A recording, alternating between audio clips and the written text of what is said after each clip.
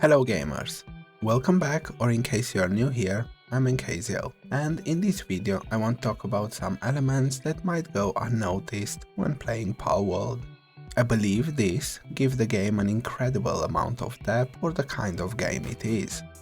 Another, maybe even more important element is that a lot of these small, seemingly unimportant elements outline the very dark, almost nightmarish undertones that I believe should be fundamental to any fairy tale setting. And that's exactly what Palworld appears to be at a first look, a little happy-looking creature game. However, just like in the case of most fairy tales that are regarded as masterpieces, appearances can be deceiving. Personally, I finished exploring all that Palworld has to offer, and I'm ready to close the book on this game, at least until they release more content. But there is something that I like to point out with every occasion in my videos, and that is how passion for anything, especially when it comes to entertainment, will be displayed and can be seen in small details. This passion is, in my opinion, one of the major reasons why Palworld achieved the level of success it did.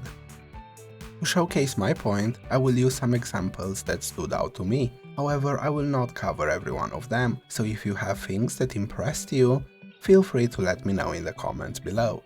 Or maybe you didn't even pay attention to any of these details, and hopefully after watching this video, you will. The most noticeable of these details will be the animations, especially when we are looking at pals.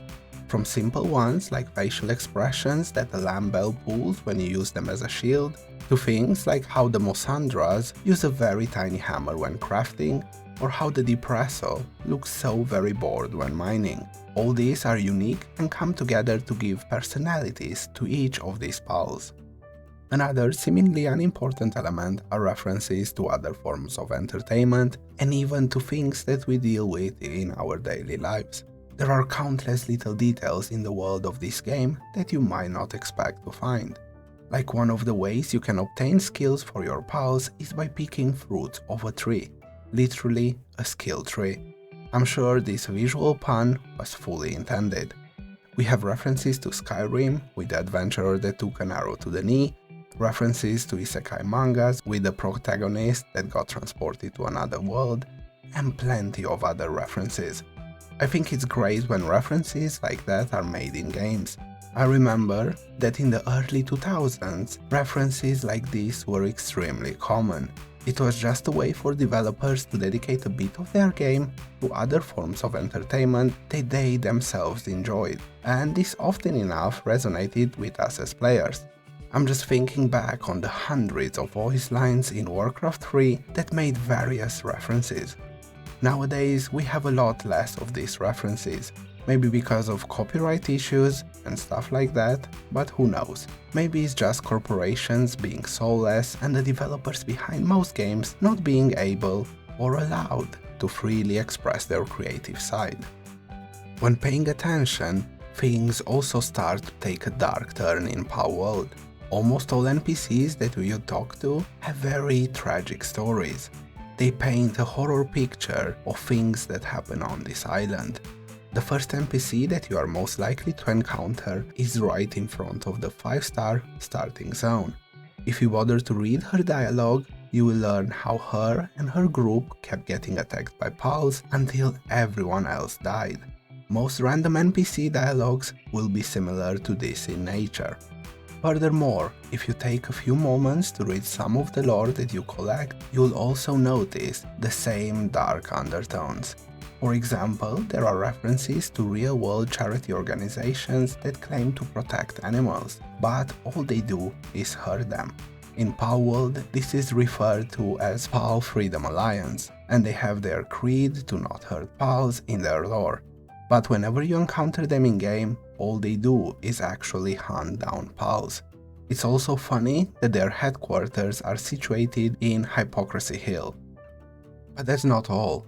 Even the character we play is morally ambiguous. After you make a base and set up some workstation, at some point you will be able to create a stand that allows you to set the working conditions for your pals, allowing players to exploit them if they are so inclined. but based on the working conditions and the facilities provided, your pals might get sick.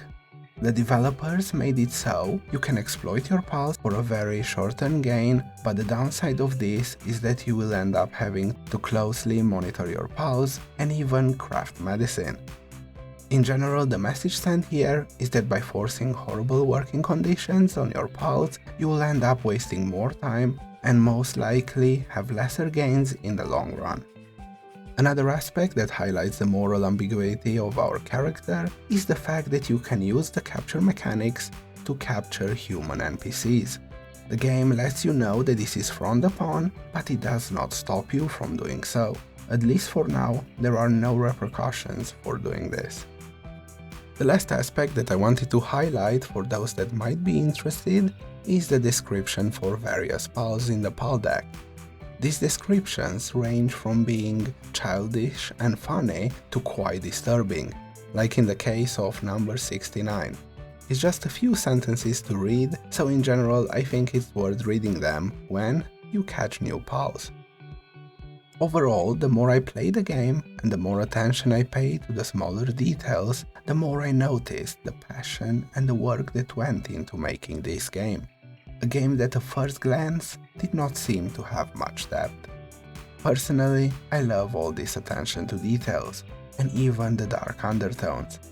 They send a moral message, and I know some people don't like moral lessons in their games, especially with all the woke garbage that often enough is being forced upon us in entertainment.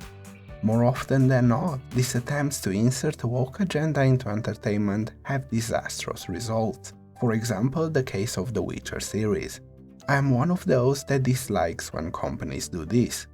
However, I think Palworld manages to have a moral message without it interfering with the game. You can play Palworld without ever being aware of these details, and I strongly believe this is the right approach to any moral subject in a multiplayer environment. To sum it all up, I believe that the extra attention to details, the dark undertones, and the freedom to make your own moral decisions are some of the reasons Palworld ended up being such a success. Not the main reason, maybe not even close, but I believe they contributed.